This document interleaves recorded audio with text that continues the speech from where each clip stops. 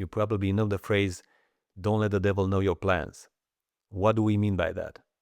If you plan to change your life and announce it too loudly, you might wake up that inner resistance.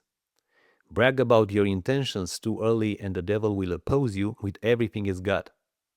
It's like you have to move towards your goals in stealth mode. It's the same principle in martial arts. Not to telegraph your moves, not to let your opponent see what you're about to do. And the same in Zen. You flow with the present moment into the next one. To share something very personal here, that's actually how I go about black fasting for a longer time, like 3 or more days. I almost keep myself from fully knowing that I'm doing it. I surprise myself. I know it sounds strange, but let me explain.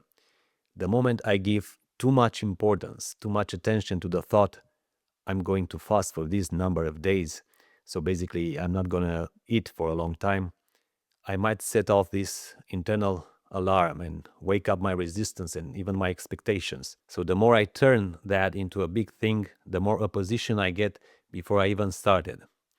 And then the external circumstances get filtered through that. I start noticing my favorite food everywhere. I might get an invitation to a nice dinner. And if I feel a bit weaker, my mind will look for reasons to quit. It's like everything around you tests you more. And plus, I don't want to make this about my willpower, because eventually I will run out of that. So the way I do it is in a not so serious way. I call it play the fool.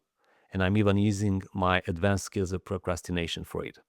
I tell myself, I'll just eat later and focus on the task at hand.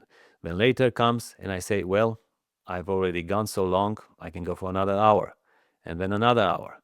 And then the day passes and I say, well, it's already late now, what's the point? So I'll probably eat tomorrow. And tomorrow comes and I say, okay, let's just see how it goes, without ever forcing it. I'm just curious about the experience. I'm learning about myself. I'm listening to the body. I'm observing my mind. But I already know also there are thresholds of resistance. I recognize them. For example, I know that the first and the third day can be harder, and that's when you can easily quit. So yes, sometimes you have to outsmart yourself not to wake up that resistance right away. Sometimes the problem is not the change itself, but the way you frame it for yourself.